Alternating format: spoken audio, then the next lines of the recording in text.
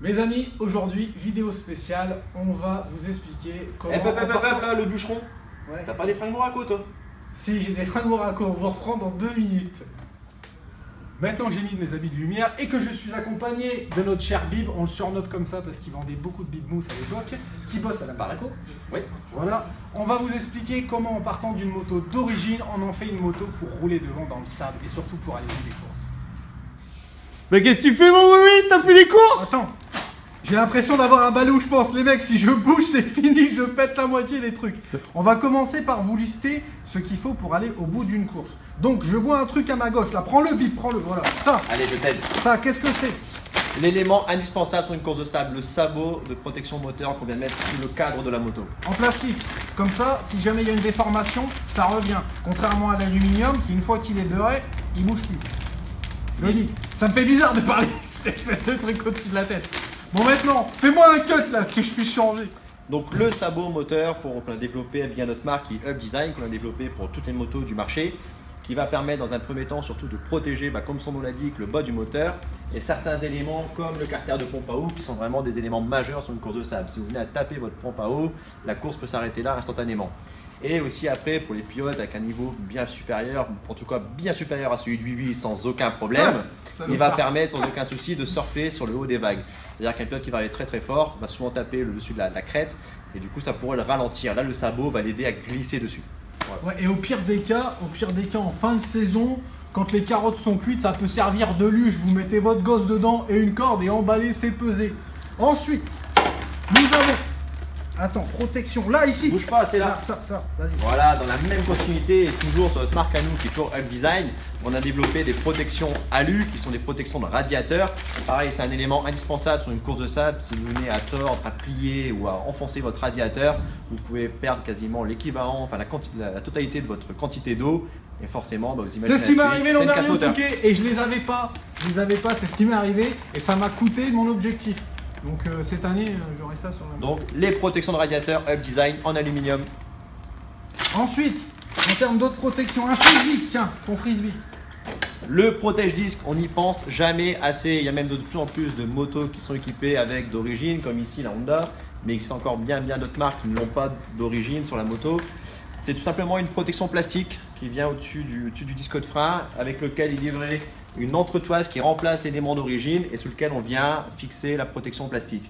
Ça peut éviter lors d'une collision, ce qui arrive tout le temps sur une course de plage et notamment le Touquet, on est plus de 1000 participants, sur un choc avec un autre pilote, de plier le disque de frein. Voilà, et pareil, ça peut sauvegarder et aller au bout de sa course. Et en fait, toi, tu caches bien sans jeu, c'est à Téléshopping qui devrait bosser. À son patron, là, faut lui dire attention, s'il se barre, s'il va pas être débauché pour bosser ailleurs, on va le voir à la télévision. Bon, allez, on cut maintenant.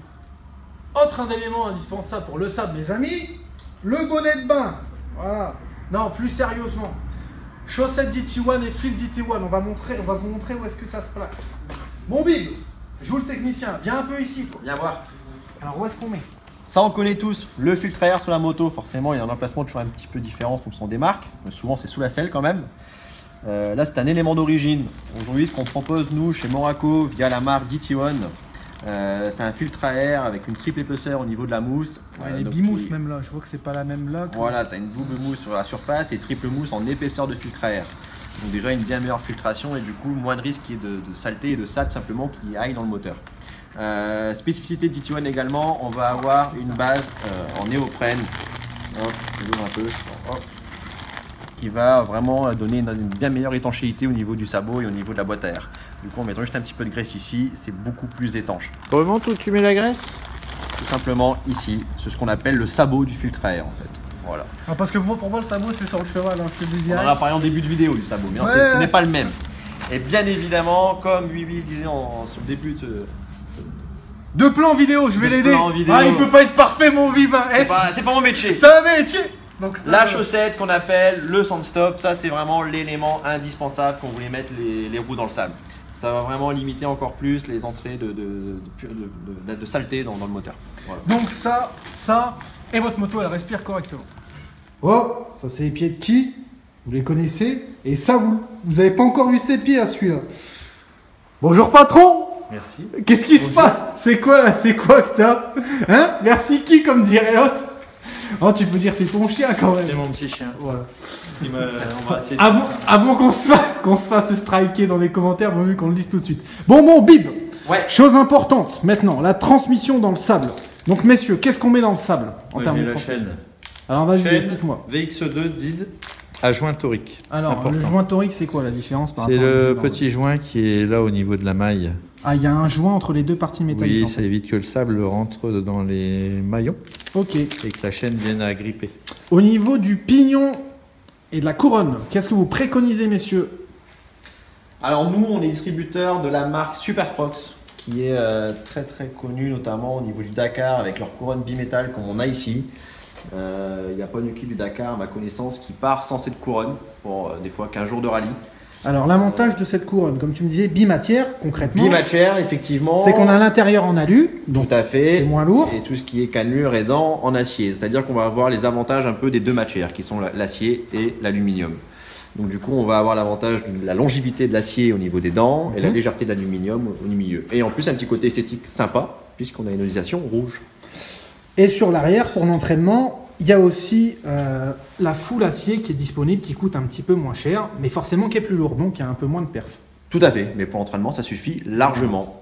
Ok, là je vois ça aussi. Qu'est-ce que c'est que ça, messieurs? Indispensable. Indispensable. Le patin de chaîne. Vita lui aussi, il aurait pu bosser dans les téléchocs. Patin de chaîne, obligé. Donc ça se met là. Là d'ailleurs, on en a un. Parce qui que est la presque pièce identique. d'origine, en fait, a un corps en aluminium. Et s'il vient y avoir un choc, en fait, quand l'aluminium il plie, bon, Il se tord et il revient pas. il revient pas. Donc, Et là, déraillage. Qu'est-ce qu'on dit? Déraillage, déraillement? Déraillage. Ça dépend aussi comment tu dis. Oh Dieu, on est dans le merde, vieux. Il faut aller au ravito, dépêche-toi. Ah, bon, ça évite de faire sauter la chaîne, surtout. Ok. De dérailler. Et ça, c'est la même chose. C'est aussi une gape qui vient de chez la Moraco, de chez Distribué par AirTech, tout Les ce qui est patins de partie chaîne, plastique. voilà. voilà. Donc on peut Le l'avoir- patin de brossillant, attention. On peut l'avoir en rouge. En rouge. En Il y a rouge. rouge. C'est plus Et joli. en noir. Voilà, Ok. plus discret. Bon, ça marche. Donc pour la transmission de la moto, ça sera tout, messieurs. Messieurs, maintenant, nouvelle chose.